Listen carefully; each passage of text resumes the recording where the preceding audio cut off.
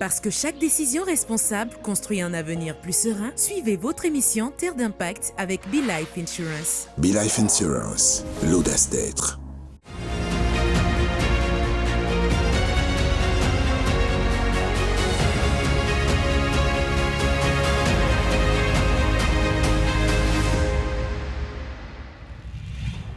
Suite à la diffusion de la première émission de Terre d'Impact relative à la santé mentale par Be Life Insurance en tant qu'action RSE, nous avons reçu de nombreux appels. Alors, l'équipe de Terre d'Impact a décidé pendant ces 3 prochains numéros de parler de santé mentale avec la spécialiste qu'est Dr Agboubé Philomène, psychoclinicienne. Nous verrons pendant ces émissions qu'est-ce que la santé mentale, quels sont les facteurs qui influencent la santé mentale et surtout comment y remédier, comment y pallier. Comme annoncé, je suis avec Dr Philomène Agboubé, épouse d'Élie. Elle est psychologue clinicienne, psychothérapeute, coach certifié en développement personnel et formatrice. Bonsoir, docteur. Bonsoir, M. Kalou. Nous allons rentrer dans le vif du sujet. Alors, docteur, pouvez-vous nous expliquer ce que c'est que la santé mentale?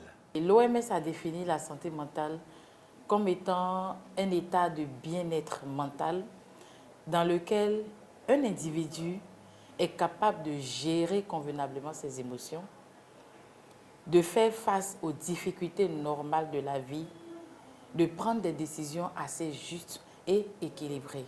Et quand je parle de difficultés normales de la vie, je vais parler par exemple des deuils, la capacité à gérer les deuils, gérer la déception amoureuse, ce que nous appelons gourmet de nos jours, gérer mes émotions de façon convenable. C'est tous ces éléments-là que nous appelons les difficultés normales de la vie. Et je profite pour clarifier que la santé mentale n'est pas l'absence de maladie mentale. Aujourd'hui, on peut dire, les diagnostics peuvent me détecter un état dépressif, comme toute autre pathologie mentale. Mais si je suis en mesure de travailler, même sous pression, de contribuer convenablement à ma communauté, de gérer mes émotions, de prendre des décisions assez justes et équilibrées, même avec la présence des antidépresseurs, oui, je peux dire que je joue d'une très bonne santé mentale. Raison pour laquelle l'OMS a dit la santé mentale n'est pas l'absence de troubles mentaux. Voilà. Donc, il y a véritablement une différence entre la santé mentale et la maladie mentale. Les deux vont de pair. L'un évolue avec l'autre. Je peux avoir une bonne santé mentale sans être dans un état de dépression.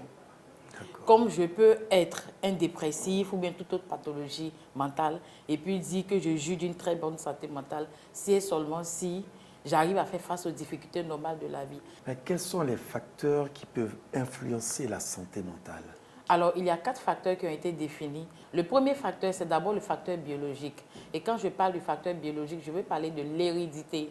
Ça veut dire que je peux avoir un antécédent de maladie mentale et puis faire la maladie mentale, comme ne pas avoir d'antécédent et faire la maladie mentale. Une pathologie de la médecine, comme un AVC, un diabète peut me conduire à faire la maladie mentale. Et le second facteur, il y a les événements durant l'enfance. Je veux parler des traumas. Et quand je parle de trauma, je veux parler de la maltraitance, l'environnement dans lequel j'ai grandi. Et le troisième facteur, ce sont les facteurs sociaux. Et dans les facteurs sociaux, les difficultés de la vie, les échecs à répétition. Plusieurs fois, il a passé un examen, ça n'a pas marché. Il est au chômage. Il va de déception amoureuse à déception amoureuse. C'est tous les facteurs environnementaux, les facteurs, mon entourage, tout. Ce sont ces différents facteurs qui rentrent dans les facteurs sociaux. Le quatrième facteur qui est le facteur psychologique. Le facteur psychologique fait allusion à l'estime de soi. Et l'estime de soi se construit depuis l'enfance. Et l'estime de soi se construit à partir du regard des parents, par exemple. Est-ce que ce ne sont pas les parents eux-mêmes qui sont les initiateurs des blessures que l'enfant traîne toute sa vie? Parce que lorsque l'enfant il est identifié ou bien il est étiqueté avec peut-être une malformation, les bouboules, et tu n'es pas beau, tu n'es pas si, l'enfant il perd en estime de lui-même. Et toujours dans les facteurs psychologiques, on peut également parler de la confiance en soi. Quand je dis que j'ai une bonne confiance en moi, ça veut dire qu'en amont, j'ai une très bonne estime de ma personne. Et donc, quand je résume ces 4 facteurs, nous avons le facteur biologique, nous avons les événements durant l'enfance, nous avons les facteurs sociaux et puis les facteurs psychologiques qui font les 4 facteurs. Quels sont les 4 grands groupes de facteurs qui influencent la santé mentale? Scannez le QR code et tentez de gagner des bourses scolaires de 150 000 francs. Grâce à BeLife Insurance et la première émission Terre d'Impact relative à la santé mentale, nous apprenons chaque jour un peu plus dans nos nouvelles éditions spéciales. Institutions, entreprises, faites comme BeLife Insurance. Engagez-vous en termes de RSE. Choisissez-vous une cause et lancez-vous. Mesdames et messieurs, rendez-vous la semaine prochaine, même chaîne, même heure.